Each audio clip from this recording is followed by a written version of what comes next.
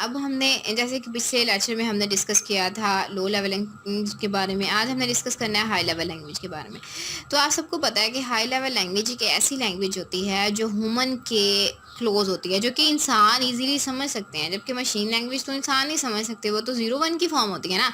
तो high level language जो है वो ह्यूमन के क्लोज होती है। ये इंग्लिश लैंग्वेज होती है, लाइक जैसे कि हेलो हो गया, ठीक है, इंट इंटीजर ए बी, हमने 2 वेरिएबल डिक्लेयर कर लिए इस तरीके से। तो जो भी हम एक कोड लिख रहे होते हैं तो ये सारा जो है वो हाई लेवल लैंग्वेज के अंदर आ जाता है आपका, ठीक है। एग्जाम्पल देखें कि हाई लेवल लैंग्वेज किस तरह की हो सकती है, कैसे कोड हो सकता है। इंटीजर फॉर एग्जांपल आपने एक ए बी 2 वेरिएबल डिक्लेयर कर लिया और एक प्रोडक्ट के लिए कर लिया। अब हमने इन दोनों वेरिएबल्स का क्या ले लिया, प्रोडक्ट ले लिया और किस में करवा दिया, बी में। तो ये जो आप कोड लिख रहे हैं ये आपका हाई लेवल लैंग्वेज है। ये आपको तो अंडरस्टैंड हो सकता है लेकिन मशीन को अंडरस्टैंड नहीं हो सकता। तो हाई लेवल लैंग्वेज किसके फिर क्लोज होगी, वो आपकी जो है ह्यूमन बींग्स के क्लोज हो गई है और मशीन के नहीं हुई। तो ठीक है, तो हमेशा फिर हमें ये ख्याल रखना पड़ता है कि हाई लेवल लैंग्वेज को जो है वो आपके पास ह्यूमन के लैंग्वेज के क्लोज होती है, वो इंग्लिश लेटर्स में होती है। डेफिनेशन देखें इसकी, every high level language has its own set of rules of writing programs, ठीक है। मतलब कोई भी जब हाई लेवल लैंग्वेज है तो कोई ना कोई सेट ऑफ रूल्स को फॉलो करते हुए ही हम उसका प्रोग्राम लिखते हैं ना। जैसे कि सी है तो सी में हम सी का कोई सिंटैक्स है, सी एक लैंग्वेज है, उसका कोई ना कोई स्ट्रक्चर है, उन रूल्स को फॉलो करते हुए हम लिखते हैं। अगर हम रूल्स को फॉलो करते हुए नहीं लिखते तो हमारे पास आपने देखा कि एरर आ जाते हैं। तो बहुत सारी हाई लेवल लैंग्वेजेस हैं, सी है, सी प्लस प्लस है, ये मोस्ट है। सी और सी प्लस प्लस किस लिए इस्तेमाल की जाती है, ऑपरेटिंग सिस्टम को और एप्लीकेशन सॉफ्टवेयर को बनाने के लिए। इसके बाद आपके पास यहाँ पे फॉर्टन आ जाते हैं, ये आपके पास मैथमेटिकल प्रॉब्लम्स को सोल्व करने के लिए इस्तेमाल की जाती है। कोबाल है आपके पास, ये बिजनेस ओरिएंटेड लैंग्वेज है। जावा है, ये वेब पेज डिज़ाइनिंग के लिए इस्तेमाल की जाती है। इसके अलावा जो है एंड्रॉयड्स ऐप बनाने के लिए इस्तेमाल की जाती है। इस तरह मतलब बिजनेस पर्पस के लिए पास्कल का इस्तेमाल किया जाता है। ये बेसिक्स जो है stand for beginners are purpose symbolic instructions code, it is used to beginner learner basic concept of the programming, जो आप 10th में भी पढ़ते हैं, ठीक है, बेसिक लैंग्वेज, जिसमें सारा कॉन्सेप्ट होता है हाई लेवल लैंग्वेज का। ये बहुत सारी हाई लेवल लैंग्वेज है, हर एक लैंग्वेज का अपना पर्पस होता है, उसके लिए ही वो इस्तेमाल की जाती है। उसके अलावा जो हम डिस्कस करेंगे वो है हमारे पास यहाँ पर characteristics of high level language. तो उसमें आपके पास सबसे पहले आ जाता है easy to learn. Easy to learn से मुराद आप देखें कि जब वो हाई लेवल लैंग्वेज में है, वो क्लोज टू ह्यूमन लैंग्वेज है, तो जाहिर सी बात है वो इंग्लिश लाइक लेटर्स में है, तो उसको समझना हमारे लिए आसान है, ठीक है। उसको लर्न करना, उसको इस्तेमाल करना हमारे लिए बहुत आसान है। अगर वो मशीन कोड में होती तो हमारे लिए मुश्किल होता। लेकिन अब अगर वो हाई लेवल लैंग्वेज में है तो उसका हमें ये फ़ायदा है कि हमें उसे क्या करना, ईजीली हम उसको सेंटेंस की सूरत में है या वर्ड्स हैं, हम उसको इजीली ट्रांसलेट कर सकते हैं। इजी टू डिटेक्ट आ रहा है, देखें जो हाई लेवल लैंग्वेज है is very simple and easy. Instruction है, इंग्लिश लैंग्वेज सेंटेंस है, तो आपको पता है कि हमें उसमें से अगर इंग्लिश लाइक है, अगर आपका पूरा कोड जो है वो 0 और 1 के फॉर्म में लिखा होता तो आपको बहुत मुश्किल होती एरर्स को रिमूव करने के लिए, और हम उसको अंडरस्टैंड भी नहीं कर सकते थे। लेकिन अगर वो हाई लेवल लैंग्वेज है तो हम उसको अंडरस्टैंड कर सकते हैं।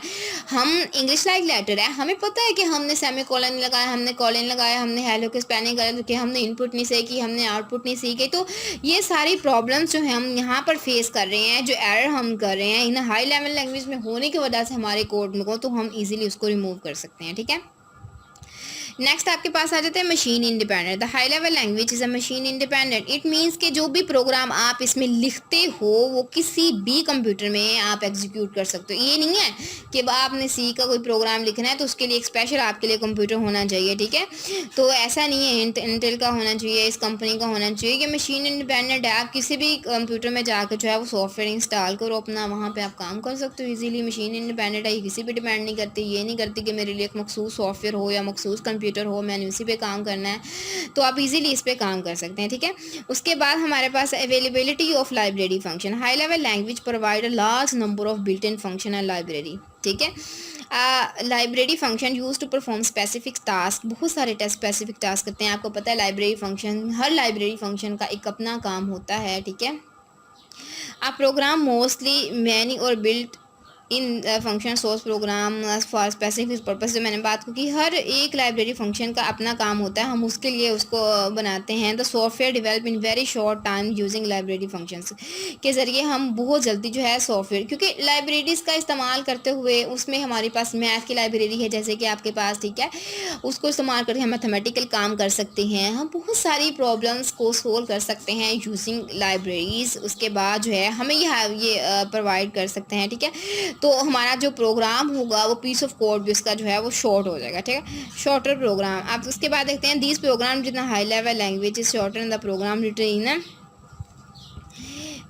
इन आपके पास लैंग्वेज, ठीक है, मशीन लैंग्वेज में अगर लिखा जाए। देखें अगर आप वही कोड जो है 0-1 की फॉर्म में लिखेंगे तो आपके लिए बहुत मुश्किल है उसको समझना, ठीक है। Single instruction of program written in high level language में in many instruction of the low level language. अब जो आपके पास जो है इक्विवेलेंट है an equivalent many instruction of low level language. देखें एक हाई लेवल लैंग्वेज की एक इंस्ट्रक्शन होगी, लो लेवल लैंग्वेज की 0-1 की फॉर्म में इतनी इंस्ट्रक्शंस होंगी। तो मतलब कि आपके इसका फ़ायदा ये हो गया कि आपके कोड को भी उसने शॉर्ट कर दिया, आपको लिखना भी आसान हो गया, उसमें लाइब्रेरीज आ गई, एरर्स को डिटेक्ट करना आसान हो गया, उसको पढ़ना आसान हो गया, ठीक है।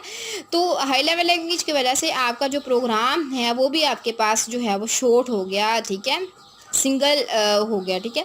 तो हाई लेवल लैंग्वेज को अगर आप देखें लो लेवल लैंग्वेज के साथ आप इनका कंपैरिजन करें तो single instruction of program written the high level language और many equivalent instruction of the low level program language. High level की सिर्फ एक इंस्ट्रक्शन होगी और आपके पास लो लेवल की बहुत सारी इंस्ट्रक्शन हो सकती है जब आप कोडिंग करते हैं। तो उसने इस हिसाब से आपका जो प्रोग्राम्स है वो भी शॉर्ट हो गया।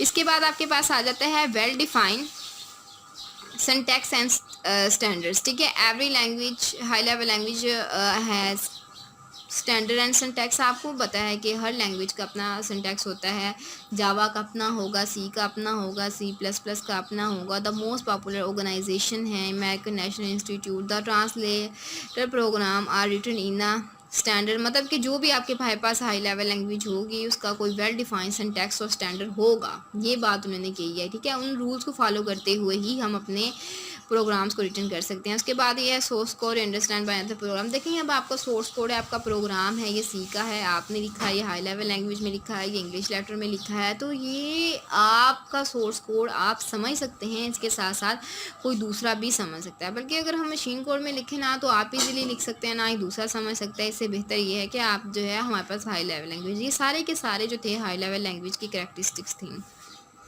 ठीक है। नेक्स्ट फिर हम डिस्कस करेंगे। आज के लिए यही था। अल्लाह हाफिज़।